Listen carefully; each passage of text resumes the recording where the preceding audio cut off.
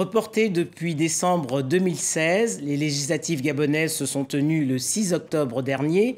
Bien qu'affaibli par le départ de nombreux barons, le PDG a remporté dès le premier tour 75 sièges sur 143. L'opposition, elle, paie le prix de sa division. Fabien Enongwe, bonjour. Bonjour. Quels sont les enseignements qu'on peut tirer de ce premier tour des législatives? Alors, il y a trois types d'enseignements. Je crois que le premier, c'est au moins de les situer dans une perspective historique. Il y a trois éléments que l'on peut noter qui ne constituent plus aujourd'hui les points de discorde, à savoir la qualité de l'organisation.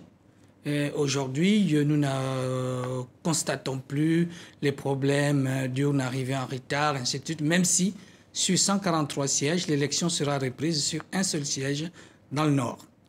Le deuxième élément, c'est qui fait l'objet aujourd'hui d'un consensus, c'est qu'il n'y a plus de polémique autour de la liste électorale.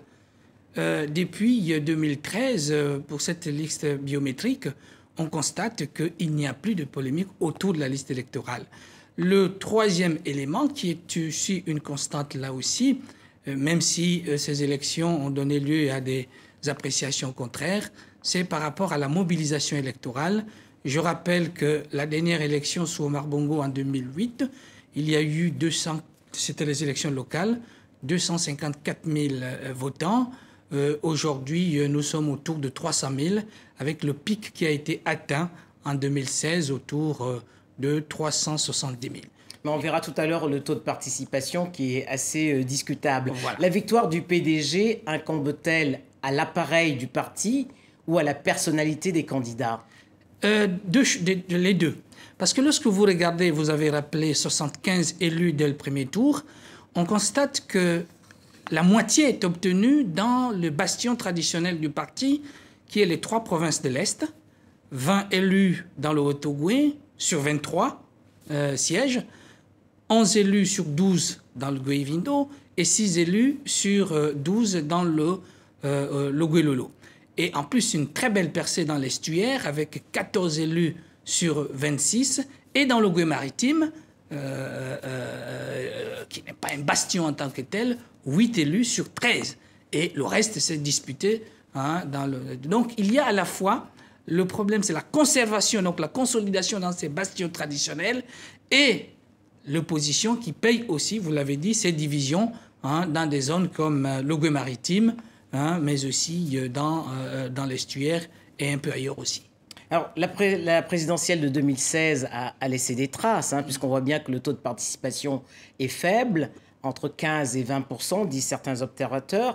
Est-ce qu'il n'y a pas, malgré tout, une crise vis-à-vis de la légitimité des partis politiques? Alors, je vais vous surprendre. Cette participation n'est pas très faible. 44% de participation au niveau national. Et si on veut comparer avec une élection similaire, ce n'est pas avec la présidentielle, c'est avec la législative précédente. Et au cours de la législative précédente, on était autour de 34%. Et en plus, lorsqu'on regarde attentivement les résultats, la participation, elle est tirée vers le bas par la faible participation à Libreville. Mais comme les gens ont tendance à penser que c'est Libreville, c'est le Gabon, à Libreville, c'est 22%. Et c'est la participation... Mais est-ce que justement Libreville ne paye pas le prix des séquelles de l'élection de la présidentielle de 2016? Parce que c'est là que tout s'est joué. Bon, déjà, il y a une partie qu'il faut créditer imputable au boycott, mais aussi il y a une partie qui fait que Libreville n'est pas traditionnellement Lors de la présidentielle, nous étions autour de 50%, pendant qu'ailleurs, on était à 65%. Donc, ce que je voulais dire, c'est que entre la présidentielle de 2016, où il y a eu autour de 375 000 participants, et on est aujourd'hui à 300 000 participants, dans les 70 000, entre guillemets, qui manquent, il y a 50 000 à Libreville, dans l'estuaire. Donc, les 20 000 autres se répartissent sur l'ensemble du territoire. Donc, la participation n'est pas aussi faible que ça. Elle est dans la moyenne des élections locales et législatives. En reportant ainsi pendant 2 ans ce scrutin? Est-ce que le pouvoir n'a pas réussi à affaiblir et à diviser l'opposition? La stratégie, on le voit, a été payante, hein, puisqu'aucun des barons de l'opposition n'a été gagnant au premier tour. Il y en a plusieurs d'ailleurs qui sont sortis. Alors, que n'aurait-on dit si les élections avaient été organisées dans la configuration réglementaire et législative de la présidentielle? Il a fallu tirer les leçons. Il aurait fallu qu'elle se tienne il y a 2 ans. Oui, mais il fallait tirer les leçons de la crise post-électorale et de revoir le dispositif électoral. C'est ce qui s'est passé avec les accords d'Angongé. Et je rappelle que si on a aujourd'hui moins de gens qui crient, hein, c'est parce que on a réformé le dispositif électoral. Le ministère de l'Intérieur a été cantonné aux opérations préélectorales. Le CGE qui organise l'élection est paritaire, avec un président élu par les membres sur appel d'offres. Donc, ça a pris du temps pour mettre en place ce dispositif afin que, après l'élection, il n'y ait plus des gens qui crient à la fraude.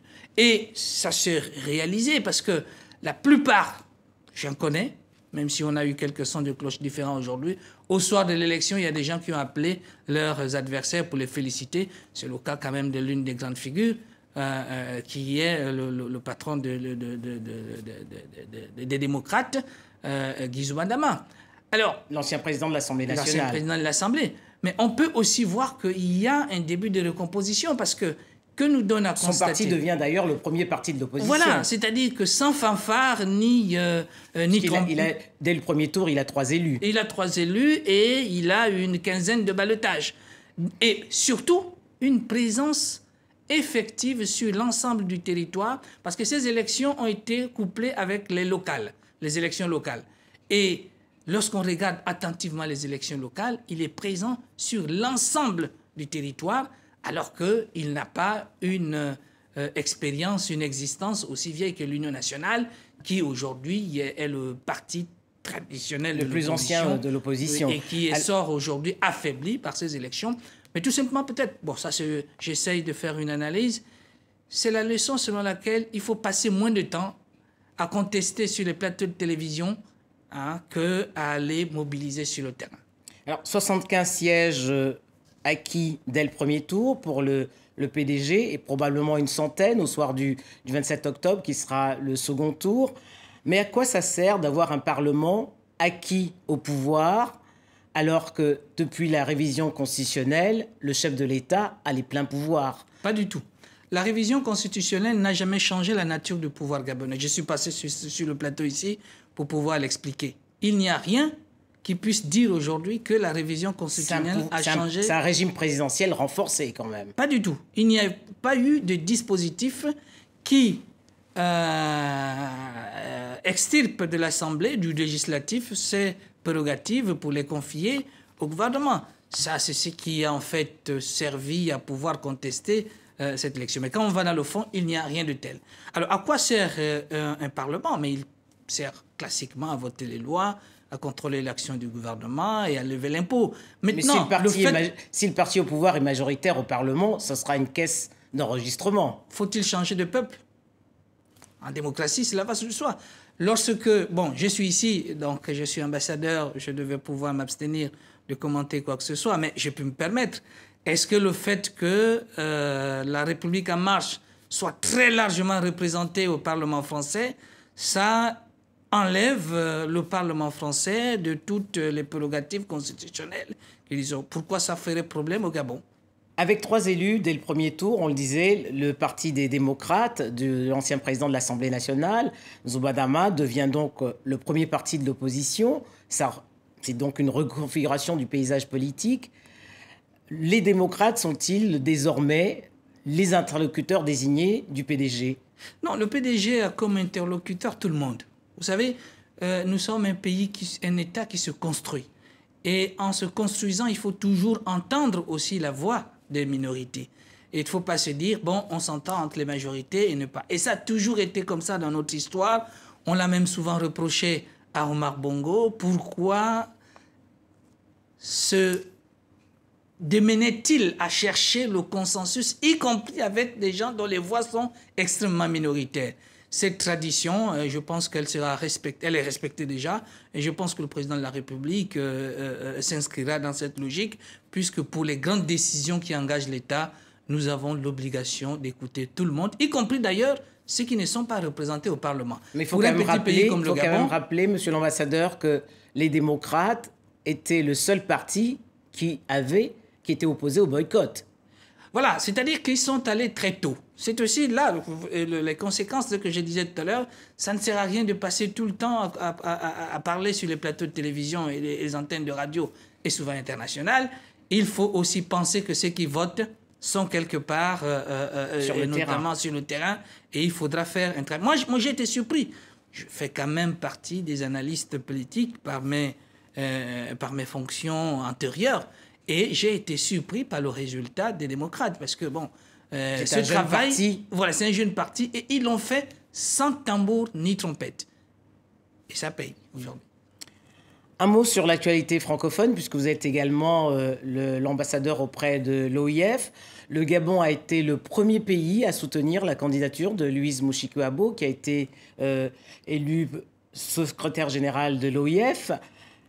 Pour vous, les leçons du sommet d'Erevan, quelles sont-elles? Peut-être pas le premier pays, mais l'un des pays et qui a osé dire ouvertement, soutenir... En tout cas, le premier pays africain. Voilà, ou soutenir le consensus de Nouakchott. Évidemment, parmi les enseignements de ce 17e sommet à Erevan, il y a l'élection de Mme Louise Mouchikouabo, donc une nouvelle secrétaire générale. Il y a eu aussi, les chefs d'État et de gouvernement ont adopté une déclaration très, très significative sur le vivre ensemble.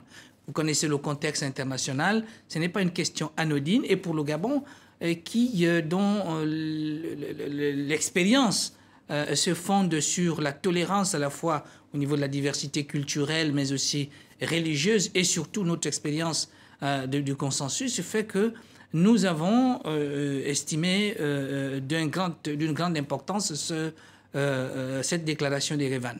Mais au-delà de ça, il y a eu d'autres éléments. Je prends l'exemple de l'adoption d'une stratégie francophone pour l'égalité femmes-hommes.